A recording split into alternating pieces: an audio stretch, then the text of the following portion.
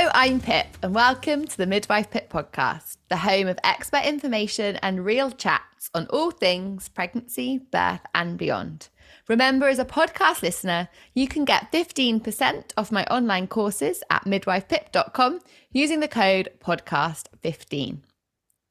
If little people could be pre-programmed, many of us would be front of the line to program a non-fussy, eat anything, eat anywhere kind of child. If only, hey? This week, I am joined by Jo Weston, known on Instagram as Baby Led Kitchen. Jo is a mum to 3 small people, a qualified teacher, and self-confessed food enthusiast. I'm going to be putting some of the common troubleshooting that us parents have to go through with our children to Jo. So have your notebooks at the ready for the knowledge bombs that are going to be dropping today. Welcome, Jo. Hi, Thanks to be for coming here. on. Thank you for having me. I'm really excited. First of all, before we even start throwing questions at you, which I'm very excited to do, by the way, I just want to say thank you for yesterday's Instagram post over on Baby Led Kitchen. Loved it. For those of you that are listening, it's not Pancake Day anymore when this goes out, but it was Pancake Day yesterday for real-time recording. And Jo put out this awesome post, awesome reel about the pressure. Honestly, you feel like, I've got a 17-month-old that had pancakes at nursery, and I felt like when he came home, I needed to do some pancake extraordinaire. Isn't it ridiculous? It's so ridiculous. And I think I really felt this pressure when I had my first baby, especially. And Valentine's Day, Pancake Day, all these things come round, and I was making my baby like special Valentine's meals and special Pancake Day things. And I don't know. I think sometimes it's nice. If you want to do it, it's nice to do it for yourself. Yeah. Sometimes, to be honest, I used to do it because I was a bit bored. But there definitely is that pressure, like, oh my goodness, it's Pancake Day, I need to do this for my baby. But they don't know. Newsflash, they don't know. But in a few years' time, they blooming well know, and they'll be demanding them pancakes. So save the creation 100%. For then. This is it, because my kids are now nearly 3, just 5, and nearly 7, and now I have to do Pancake Day. You're not getting out of it now. This is it. If I could go back and say, you know what, in the future they're going to know about this, and I'm going to have to do it. I'm going to just sit down and not do this one this year, because you'll be getting those heart-shaped Valentine's cutters out in no time. 100%. Well, you definitely gave me permission to sack off the pancakes yesterday evening, so thanks. Good. Anyway, Jo, I am really excited about this episode because you must get an inbox full of questions about feeding babies, issues that are, not normal, essentially. We all come across them. But when you're in them, you're like, oh my goodness, I am the only person and this must be happening because I've done something catastrophically wrong. So I'm hoping you're going to tell us today that it's not because we've done anything wrong. I will try my best. Amazing. Right. I have got a quick fire question round style for Jo. So if you are listening and you have a small person, I hope you're ready, because take note. My first question, Jo, is, do you feel a little bit like you're on He Wants to Be a Millionaire or something? This feels very interview-esque, doesn't it? I'm a bit scared, but I'm trying not to show it. I'll be fine. Poker face is on. You're looking very chill. You're looking very chill. So my first one is around gagging on or refusal of bumpy food. Okay, so you've probably heard by now that gagging is a normal part of weaning. It's really to be expected at the beginning, but it also can be quite scary, because I think if you see a baby kind of coughing on their food and making lots of noise, you're kind of, my baby's choking, and that's normal to feel like that, because it's going to be, especially the first time you're weaning, you see a baby do that and it can be frightening. That's really important to remember, that gagging is not the same as choking. And at this point, I'd say, if you can get yourself to a baby first aid course, I think some of them are starting to pop up again, some free ones starting to come back in my area, I know that, then do it, because you'll probably find it really reassuring, just that you know what to do should the worst ever happen, which is unlikely to. But the actual gagging thing, babies are making lots of noise, coughing, sometimes they might be a bit sick, that's quite normal, especially between kind of 6-8 months, especially that kind of time. And you do find that there are some babies who just take a little bit longer to be okay with new textures. Some babies go all in and are perfectly happy to self-feed all sorts of things, and others just take bit longer to take in the different kind of textures in their mouth. Sometimes it's a sensory thing, and they just need a bit more practice, a little bit more exposure. But the best thing you can do is to just know that it happens and try and keep chill and just keep offering and being there for them. And we were just talking about poker face. I talk about having a poker face a lot because if you're in front of your baby going, oh my goodness, my baby's gagging on their food, it's making me panic, or oh my goodness, my baby's not eating anything, they won't take any of this food that I'm just offering them, they're going to be sensing some sort of discomfort at the dinner table. And I think above all, what we want, especially at the beginning, is to create kind of a happy, calm atmosphere at the table, so that baby is feeling comfortable and confident, that the next time they come back to the table, they're feeling happy and comfortable and confident, and they might be a bit more likely to try that new texture perhaps. So yeah, it's really to be expected. As it's easy to compare yourself to other parents as well. Some pet babies will just eat everything and it's great. You think, oh wow, why isn't my baby doing that? It can just, it's just a case of offering and trying again, and not overwhelming too much as well. That's so really nice. That helps. Kind of take the pressure off, right? Like just take the pressure off, which is a really nice way, I think, to go forward with weaning. And I guess they're just kind of like us, even some adults don't like certain textures of certain foods. So who are we to judge tiny people that are exploring it for the first time, right? That's it. And one thing you can do, if you're noticing that your baby is particularly resistant to new textures in their mouth, or when they're picking up food, new sensations on their hands perhaps, one thing that you can do is try to engage in some messy play and sensory play away from the table, so that they're exploring those things, but not in a food setting, because it might just be that it's a little bit overwhelming at the table and they need a bit more practice with feeling new things. There's lots of taste safe things you can do, because as we know, small babies can often just put anything that. So you can make little paints with yogurt and things like blackberries as well. Pop it in on a mat perhaps, rather than in a high chair, so they separate it a little bit. There's a little section in my book of sensory play things you can do with babies that can really help to overcome your sensory hurdles, if you have any. That's a really good tip, isn't it? Because we kind of forget as adults that actually these are all new feelings, not just once they're in their mouth, even on the tips of their fingers. And for those of you that are thinking, oh, that sounds like something I need to do, Joe's book is linked in the episode description, so have a wee look at that chapter, because that sounds like it could be a bit of a lifeline to parents struggling at that stage. Next up, Joe, this one I know well. That is food throwing. How annoying is this? I like talking about food throwing. Again, in my book, there's quite a lot of information about what you might expect, the bumps you might come across, and food throwing is absolutely in there, because it's probably one of you guessed right, it's one of the top things I get asked about. My baby keeps chucking all their food, and I kind of forgot how annoying it was until I had really annoying. my second, and then went, oh my god, I forgot this thing. This is annoying. And then my third, I went, oh my god, it's even worse. There's more mess. It's so easy to write up and think, oh, it's not a big deal. They're just chucking their food, but it is annoying when you're constantly trying to pick up the food and clear up, and it just feels like it takes forever. So I get why it's a big problem. A lot of the time, it's a developmental thing, and it's a schema, like a trajectory schema, so they need to drop things, and it's like a need, like their bodies need to do it in order to learn more about what's dropping is. They have to repeat that behavior until they've got it solid. Unfortunately, they like to repeat that behavior with their lunch. But if you're thinking it's if you're noticing they're liking to do that same activity, or another one is smearing their food all over everywhere and in their hands, they're noticing they're doing something a lot, it might be that they need to do it. So again, you can try and find ways to incorporate that away from the meal time. If it's a throwing thing, could you play some throwing games into a basket? Could you drop teddies? Could you go in the garden and do some chucking about? And then when they're at the table, you can gently try to discourage it by having a no thank you plate, which sometimes works and sometimes they chuck that too. So it's just something you can try. It's not perfect. Give it a go. Yeah, give it a go, exactly. I find it did help a little bit. If you just have a place on the table, as they go to drop, you can go, oh, no thank you, and just put it back on there, so that you're kind of modelling them popping the food that they don't want on the plate, but just not on the floor.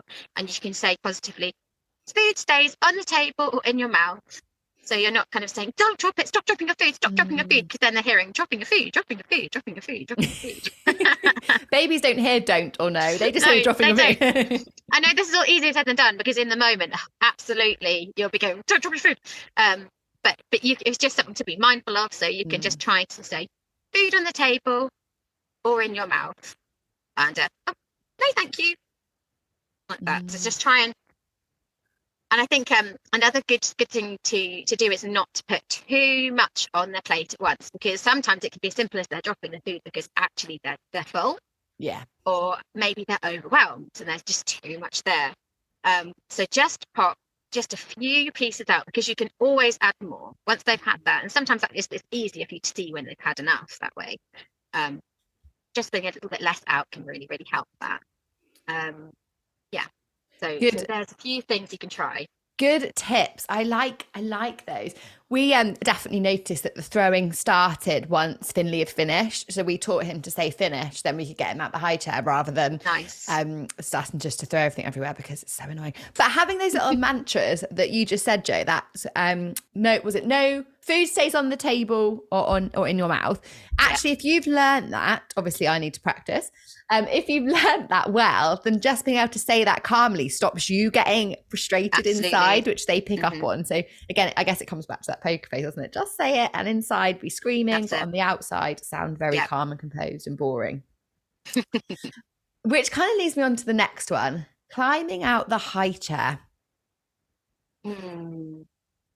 Yeah, that one, Felix was a pickle, this one. He likes to climb. Both my middle one and my youngest one really like climbing, actually. Again, sometimes it can be a sign that they're done. Other times it's a sign that they've learned it's a new skill, and they just love climbing because it's super fun. And high chairs kind of look quite fun to climb. They do, yeah. Again, I think you can. What I do with Felix is he's getting wiggly jiggly, because he's 3 in May. I had to think about that then, and he. It's because he's your third. I know. His third child. Sorry. You remembered his name. It's amazing. I forgot his name. I vaguely know his birthday's in May at some point. What would you like to know? He doesn't know it's his birthday, remember? It's fine. He needs to know. He does run down from the table a lot. He's not actually in a high chair anymore, but I think it's still relevant. And I try really, really, really hard to praise the time he is at the table, even if it's really short. And my husband was like, what are you talking about? And he'll come to the table and sit there for literally a minute. And I'm like, oh, Felix, thank you for sitting with us at the table. I really like it when you join us for dinner. And in my head, I'm going, you're a loser. Stop it. And my husband's looking at me like, he's just sat there. I'm like, I know, but he needs to hear it. And sometimes he'll go, okay. And I'll sit there for that little bit longer. And then when he's eventually had enough and he has to go, then I'll say, thanks for sitting with us, rather than come back here. Why are you running away? Come and eat your dinner. Because he's got down. If I try and chase him to come back and get cross with him, he's a toddler. He's not going to do it anyway. And chasing's a really fun game. Oh, they love it, don't they? Absolutely love it. But then they're going to get down just so you chase them.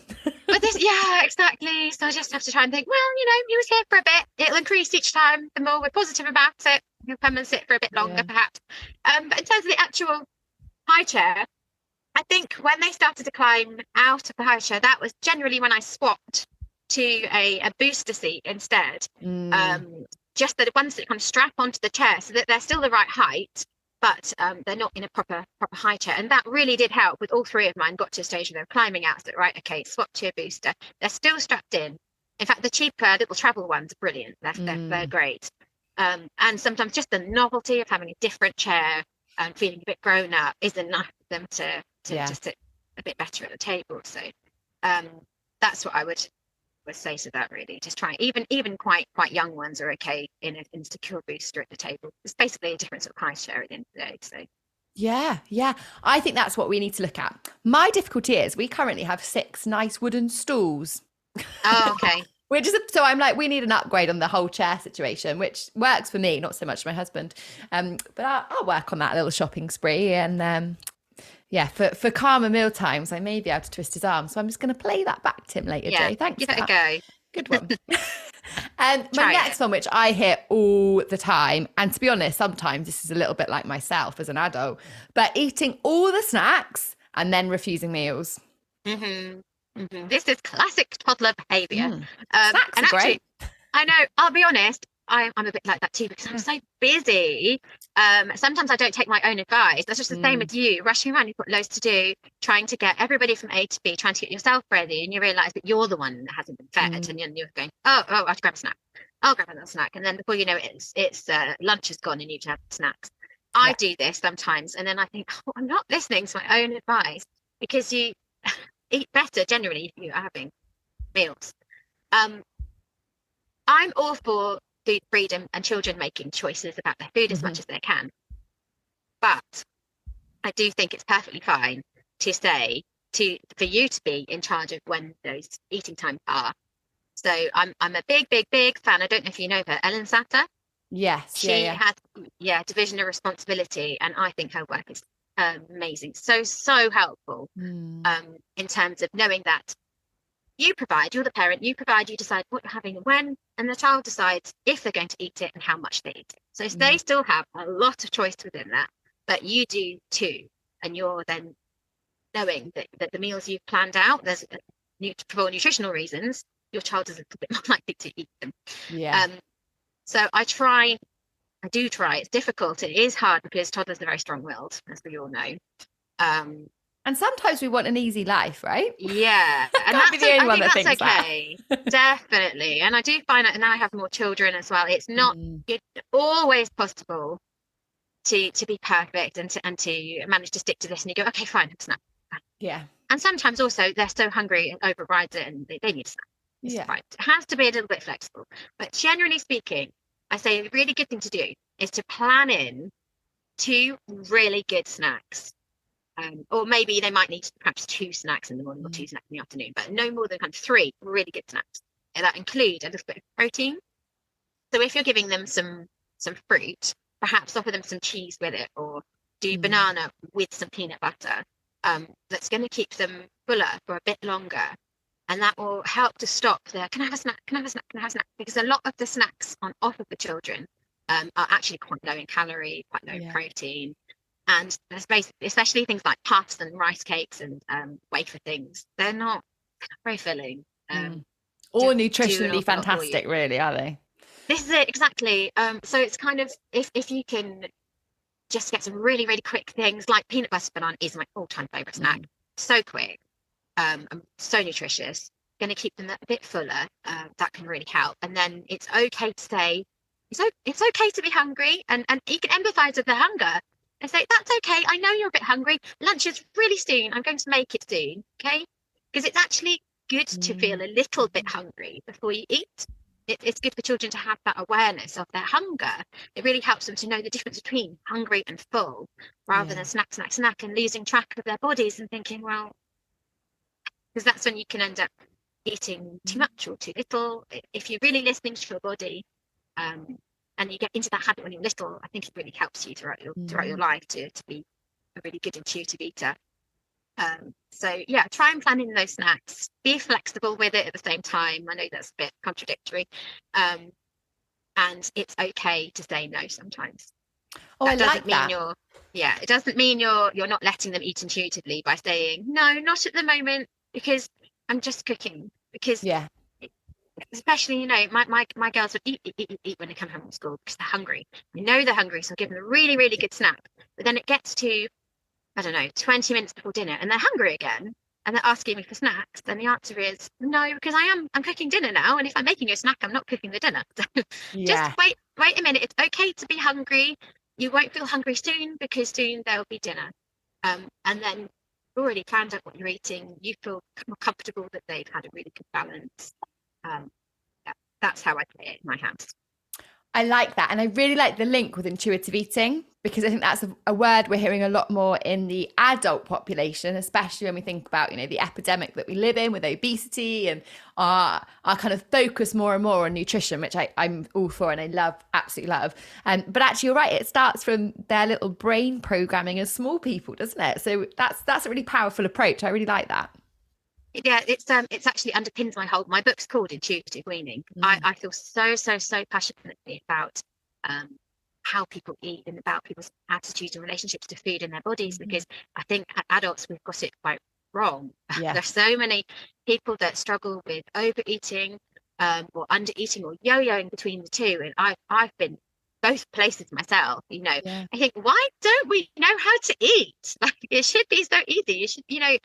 You should be able to kind of know what your body needs as adults, but it gets so lost along the way. And I think it gets lost along the way very, very early. And I think it comes from people trying to second guess your own hunger when you're little. It needs to, children really need to understand that and feel that and have that respected by adults. You're not saying, you need to eat a bit more, or you need to eat this, or no, I know you don't like carrots, but you have to eat them, and overriding them all the time is very unhelpful, I think.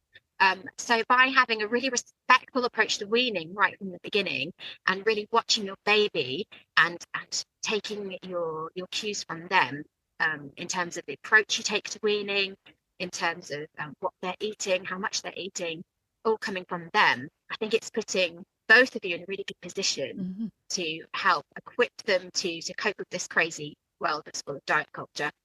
And also to help them to have a happy relationship with food in their bodies. Fingers crossed, they can carry with them. That's my I love that bigger goal. Yeah, because you're so right, aren't you? We live in this world where food is abundant. We no longer have to hunt and gather for our food, and sort of have that survival. We must sort of fill our tummies up because we don't know where our next meal is coming from. We live in a world where there's so much food available to us. It's actually ridiculous. And yeah, we have this culture where we don't want to be hungry. We don't want to be hungry. We're like, I'll have that because I'm going out and I might get hungry. We've all said that, haven't we? I'll take a snack with me in case I get hungry on the way. And we're so worried about our babies being hungry. And I definitely come from the generation of, you must finish that plate of food.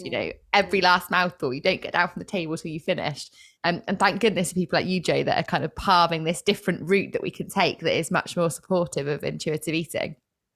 It's tricky though, because with the rise in prices of food, that obviously does have a knock-on effect. I think I felt it myself a little bit more. Oh, can you eat that though? Because that was actually really expensive, and that's your protein for the meal. So if you could eat that, that would be great. And I'm thinking it, and I'm having a bit of battle with myself because it's costly. So I think parents do sometimes need some support with how to balance the two. I did a post a while ago saying it's okay to still see that leftover food on your child's plate as your child. You could just pop it away and try it again another time. It doesn't mean you have to waste the food. But it also doesn't mean you have to push it on them and insist they eat it because it's expensive. It's really a tough time, isn't it? Oh, it really is. I've taken to basically whatever's left on his plate, chopping it up, mixing it with some eggs and making a muffin. Yeah, nice. Yeah. So it's like tomorrow's snack is that with some eggs. Perfect. yeah, exactly. And it's not wasted, is it? It's still being eaten. Because we don't want to be wasting food, do we? It's, you say, it's expensive, and also environmentally, we don't want to be wasting, especially when it's like salmon. I'm like, this is really great for you. Come on. Yeah, always the salmon. Always the salmon. Or it's a salmon that gets thrown, even worse. I don't know which is worse. Leave it or throw it. Yeah. My next one then, talking about salmon, is ditching the savoury food in favour of sweet food. What, in terms of babies doing that? Yeah. I mean, I do it as an adult for sure. But let's talk about babies. I think it's a good idea to try to serve them alongside each other, because people do like sweet foods. They taste pretty good, and babies and toddlers figure that out quite quickly. Also, sweet foods like yogurts tend to look the same all the time, so they're quite reliable foods for perhaps toddlers who are becoming a little bit more suspicious of their foods. They go, okay, I know there's a yogurt in the fridge that's going to be offered to me in a minute, and I know it's a big one, and it's always the same. Whereas this, I've got a casserole here, and I'm not quite sure what this is or this or this, so I'm probably not going to eat it. but I know there's a yogurt there that is always the same, old faithful. So I think children do often reach for sweeter foods for lots of different reasons. I think it's quite important not to create a little bit of a battle with this, which around toddlerhood tends to start. And it's easy to fall into the trap of, no, you can have your pudding when you've eaten a certain amount of X, Y, and Z, or when you've had some of your carrots, then you can have your pudding. And then you just end up in this battle that is then making the food you want them to eat seem like, in the child's mind, the battle. Yeah. And it makes the sweet food they wait for the prize, and instantly you've got an emotional attachment to two different foods, whereas it needs to be more of a level playing field to take the emotions out of it. So by serving desserts and main at the same time, that can be quite a helpful thing to do. Even if your child eats the pudding first, what does it really matter? They're gonna eat it. You can just give them a small amount as well, just a little bowl. And also you can make desserts with very little sugar, really, with little added sugar. And desserts can be a really good source of calcium and extra portions of fruit in there as well. And a second chance, if the child really didn't like or want their first course, at least they've had something. Some food is always better than no food. So it's, if they've eaten reasonably well in the day and then they've only eaten dessert, their main course, it's not the end of the world. Chances are they've had plenty to eat, and it's much better that they've had the dessert than nothing. So I don't tend to worry too much about that. I think if you're keeping an overall view on their sugar and they're not having loads of sugary foods all the time, it'd be good. And I think it's a really nice approach, Jo, just listening to you speak there about thinking about their food over like a 24-hour period or 12 hours, however long they do or don't sleep for, rather than that one meal. So that one meal might not feel super balanced, but actually if you take a step back and look at their food intake for that whole day, actually things feel a little bit better. Yeah, exactly. I think sometimes it's us as adults putting our own thoughts on when certain foods should be eaten onto things. Another one I get a lot is, my toddler just wants to eat biscuits every morning. Straight away, they just want fruit biscuits for breakfast. And saying, well, would you have given them a biscuit at some point during the day? Probably. So just say, yes, okay, sure, it's a biscuit, whether you eat it at 7 a.m. or whether you eat it at 3:30, it's the same food. So not to worry, not to get too many hang-ups about that sort of thing, because those things come from us rather than any actual nutritional world. So just being mindful of these things. So true, isn't it? One of the questions I'm really excited to ask you, given your kind of intuitive eating kind of passion, really, is the worry that parents often have over portion sizes for children. I think this is a really difficult one. Yeah, it is difficult, and I think children obviously vary so much. To be honest, there's not that much difference between what my 2-year-old eats and what my nearly 7-year-old eats, because they have wildly different bodies and different appetites. So it's easy to compare yourself against others, but the difference between what a baby will eat and its friend and a toddler and its friend is wild. It's really varied. So if they're growing, if they're going to the toilet plenty, especially if they're growing in height, generally speaking, they're probably fine. If they've got energy, if they're happy, if they're playing, if they're busy, generally they're fine. If you are worried that those things are not happening, you're worried that they're not gaining enough weight or that they're really not growing in height, or if they seem lethargic, go to the doctors. That would be the time where you say, actually, I really don't think my child is eating enough, because of course there are some real reasons why, and some children really don't eat enough for various reasons, and that's when you would need some additional help, and that's when I wouldn't be able to help you. To need to go to GP for a chat about that and work out what's going on. But on the whole, you'll know if your child's getting enough food, even if sometimes it really looks like they're not. Yeah. I said to my husband actually the other day, because Finley had a dinner that was just a bit of a, had a couple of mouthfuls and then he's busy and he's off climbing out the high chair.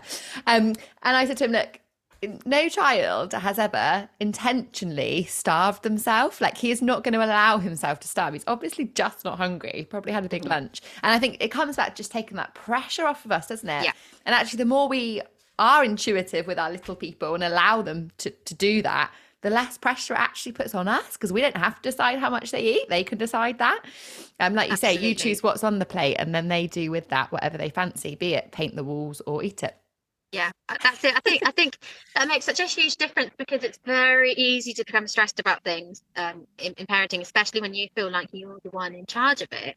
But when you take that step back and that mental shift of, no, my child's kind of in charge of how much they eat. Oh well. And one thing I find really helpful, because I like food, I like cooking. I do a balance of meals that I know probably they're going to eat this and enjoy this, and I balance things that I cook because I really want to eat them. Yeah. So that they're seeing me enjoying the food, so they're kind of guessing, oh, okay, food is a thing we can enjoy. Mummy looks like she's really enjoying her dinner. Can't be so bad.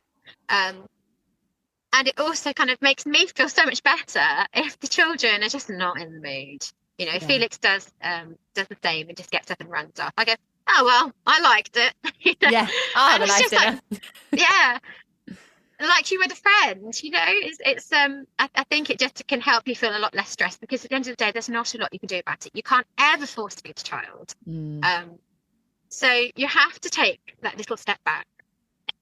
Yeah, I love that. Love that. Jo, so much wisdom. Another one is parenting comparison over what our children eat. Now, I think this is probably affecting our generation much more than ever before because of social media and those lovely perfect squares that we see everywhere that are very much a snapshot that we're aware of. But when you're in it, sometimes actually it feels like that's everybody else's reality.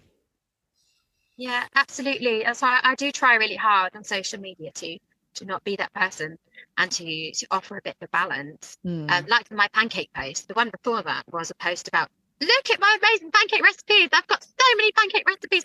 And you could watch that and think, oh my God, is she making all those pancake recipes? No, I'm making none of them. At some point, I've made those recipes. You know, I do like making recipes, more so than others, because I like making recipes. It's kind of my thing.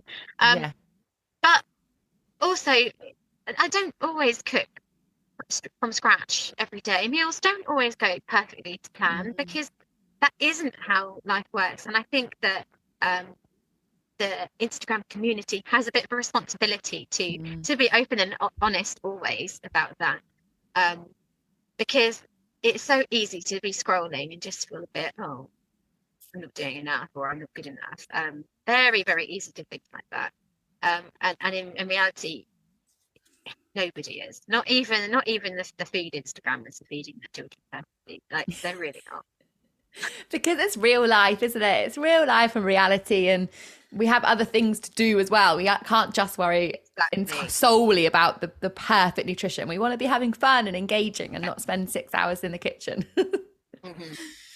Keeping it real, and that's why, you know, Jo, your recipes are so good, because they are easy. I made day before yesterday, actually, you did a little reel about, well, you didn't do the reel, I did the recipe. You did the reel about little Weetabix balls. Yeah. I know. With ground almonds. Yeah, ground almonds and apricots. We made those, and just a little addition to breakfast rather than toast. We had those as like a little on the side. Cindy's loving them, so thanks for that. Great. Super quick and easy. Okay. Actually made them whilst dinner was cooking. I was like, oh, just, you know, whip this up quickly. Brilliant. And that's what we need. We need quick, easy, simple, go-to cupboard ingredients, not fancy 3 hours long job. Well, I have a rule that says if something was a massive faff for me to cook and I struggle to cook it, I'm not going to publish it, because I enjoy cooking, and if I found it irritating or annoying, or there were too many steps, or it was too tricky to do with the child around my legs, someone else is going to have the same issue. So I really, really try to keep them simple. On every single recipe on my app, on my feed, in my book, has been mum cook tested and child tested. Can I do it with a child hanging off of me? Yes, it goes in the book. Yeah, exactly. Like I don't, when I did intuitive weaning, when I was writing, we were still in lockdown most of it. So I had all the kids at home for the most of the time, and not really didn't have permanent childcare. So it has all been thoroughly road tested and done in real time, in real life, with real kids. With real kids, 3 real kids as well. So that's no mean feat, my goodness. So that leads me on to my final question, Jo. And that is your 3 go-to recipes for family life?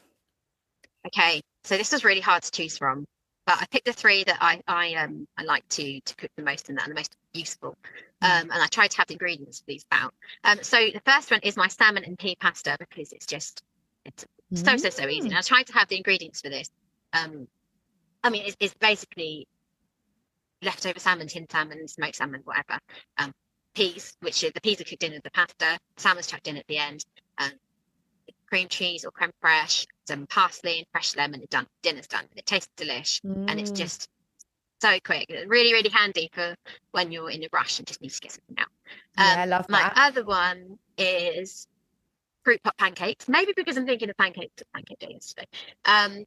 Which basically are a pouch of baby food or a pot of baby food mixed in with the pancake recipe, and it's one of my oldest recipes, and they're so tasty, and very handy for babies not feeling very well, perhaps, and need something really quick and easy, or something that's quite kind of plain and not scary. I imagine they freeze well too. They do, yeah. I like freezing pancakes, and pancakes are really good for taking out and about as well. They don't crumble as much. And my third one is my quick veggie chili, which I don't have a microwave at the moment, but you can basically cook half of it in the microwave, to be honest. It's really, really quick, really nutritious, and lots of really nice flavors. And you can serve it with rice or in wrap, or sometimes what I like to do, we have like Mexican style ingredients. So I'll do the veggie chili separate, bowl of cheese, grated cheese separate, avocado separate, lime, wraps of rice, all separate, and then they can just choose whatever they want. That's fun as well, isn't it? How fun for the kids as well to make it all themselves. Yeah, and if they decide, I don't know, the veggie chili isn't to my liking, there's going to be something else there, but I love veggie chili.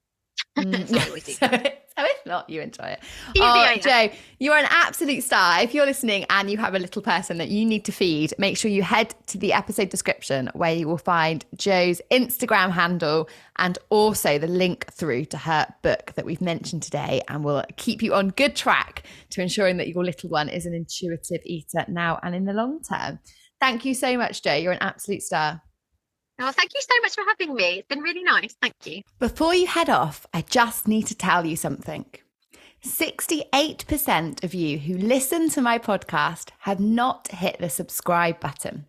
So can you do me a favor? If you have ever enjoyed listening, and hit subscribe now. It makes a huge difference and helps me to keep bringing you episodes.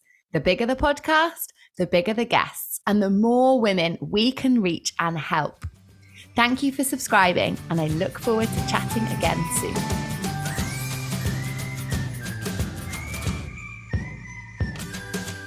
I'm Laura. I'm Lauren. And this is Go Love Yourself. She went, "You're 26?" I was like, "Size 26, yeah." And she was like, "Oh, right, that makes sense." This is the show where we're learning to love ourselves a little more and taking you along with us. I grew up never seeing anybody that looked like me, and that made me feel like not part of society, like almost like not a woman, because I just never felt like I fit in. If you've got a relative that is mean about your body, Laura, what do we say to them?